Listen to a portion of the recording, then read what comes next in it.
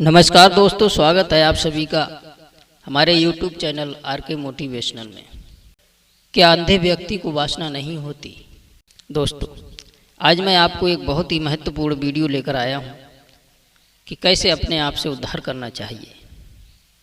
अपने आप से अपना पतन नहीं करना चाहिए। आप ही अपना बंधु हैं और आप ही अपना शत्रु हैं। मित्रों, बने रहिए हमारी वीडियो के अंत तक और वीडियो को पूरा अवश्य सुने। किसी आश्रम में दो महात्मा रहते थे। वे दोनों एक ही गुरु के चेला थे। एक दिन दोनों साधु किसी नगर से भिक्षा मांग करके अपने आश्रम लौट रहे थे। रास्ते में एक नदी पड़ती थी। उन दोनों साधुओं में एक महात्मा बूढ़ा था और एक नवयुवक था। बूढ़ा महात्मा आगे चल रहा था। जब वह नदी पर आया तो उसने देखा कि एक सुंदर युवती नदी पार करने के लिए खड़ी थी, लेकिन वह डर रही थी क्योंकि उसके लिए वह नदी अनजान थी। पहाड़ी गहरी थी, बड़ी तेज धार बह रही थी। बूढ़ा सन्यासी तो नीचे आंखें करके नदी में प्रवेश कर गया, क्योंकि वह समझ गया कि वह नदी पार करना चाहती है। उस स्त्री ने बूढ़े साधु से कहा कि आप मुझे हाथ का सहारा दे दें तो मैं भी इस नदी को पार कर सकती हूँ। वह सन्यासी सोचने लगा कि इस बात में पड़ना ठीक नहीं है और वह नदी पार कर गया।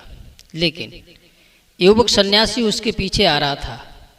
उस युवक सन्यासी ने युवती से पूछा कि क्या कारण है?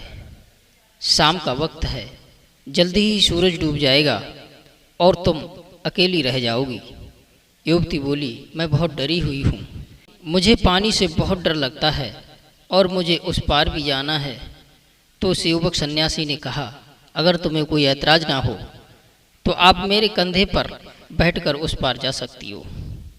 उस युवती ने हाँ कर दी, क्योंकि वह नदी को पार करना चाहती थी। वह युवक सन्यासी उस युवती को अपने कंधे पर बिठाकर नदी पार करने लगा। उधर जो आगे बूढ़ा सन्यासी नदी पार कर चुका था, तब उसे याद आया कि मेरे पीछे युवा सन्यासी आ रहा है, कहीं वह इस झंझट में ना पड़ जाए। बूढ़े सन्यासी ने पीछे मुड़कर देखा तो उसे अपनी आंखों पर भरोसा नहीं हुआ। वह युवक सन्यासी उस लड़की को अपने कंधे पर बिठाकर नदी पार करा रहा था। बूढ़ा सन्यासी तो आग से जल भुन गया। युवक सन्यासी ने युवती को दूसरे किनारे पर उतार दिया। फिर दोनों सन्यासी चुपचाप चलने लगे। 1-1.5 मील तक तो एक दूसरे से कुछ नहीं बोले। बूढ़े सन्यासी तो बर्दाश्त से बाहर हो गए। युवक सन्यासी से कहने लगे, यह ठीक नहीं हुआ और मुझे गुरु से जाकर कहना पड़ेगा कि तूने नियम का उल्लंघन किया है। तूने उस सुंदर युवती को अपने कंधे पर क्यों बिठाया? दोस्तों, उस युवक सन्यासी ने जो कहा वह याद रखने की बात है।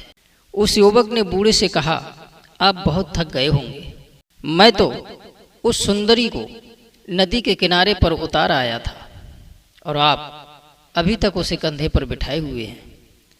बात आई और चली भी गई और आप अभी तक भूले नहीं। अपने आप को तुम महात्मा कहते हो। आप आंखें तो झुका लोगे, पर आंखें झुका लेने से कहीं वासनाएं समाप्त नहीं होती हैं। मित्रों, कहते हैं आंख फोड़ भी लो तो क्या वासनाएं समाप्त हो जाएंगी? आंखों पर पट्टियां बांध लो तो भी वासनाएं समाप्त नहीं होती हैं। वासनाओं का आंखों से क्या संबंध है? क्या तुम सोचते हो कि अंधे को वासना नहीं होती है? इसलिए ही सोचते हो कि उस बेचारे के पास कोई उपाय भी नहीं है। भय असहाय है, लेकिन भय तड़पता है। उसके भीतर भी प्रबल आकांक्षा है, प्रबल वेग है। तो आंख बंद कर लेने से, आंख झुका लेने से क्या होगा? किसको धोखा दे रहे हो? अपने आप को या किसी दूसरे को? बंधुओं, आप अपनी जगह ठीक हो जाओ तो आप श्रेष्ठ बन जाओगे, इसमें संदेह नहीं है। लोग मेरे को अच्छा कहें, यह आशा मत रखो। कोई मेरे को बुरा ना कह दे, यह भय बहुत ही पतन करने वाला है।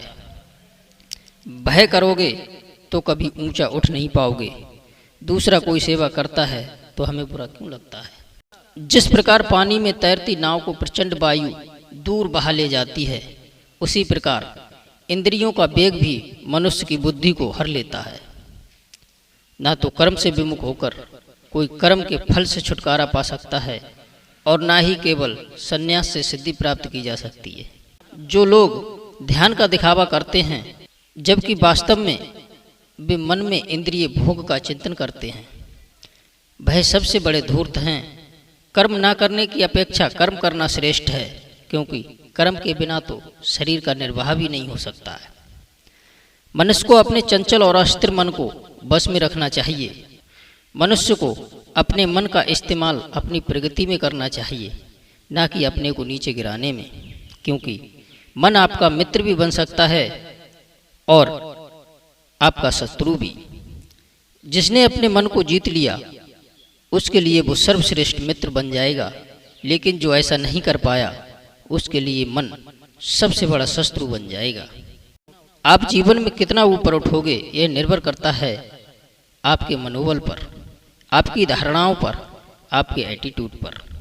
लोग हमारे कहने से नहीं सीखते हैं, वे हमारे काम के उदाहरण से सीखते हैं। दोस्तों, यदि ये वीडियो पसंद आया हो तो लाइक और शेयर अवश्य करें। आप सभी दर्शकों का बहुत बहुत धन्यवाद। जय श्री राम, जय श्री कृष्ण।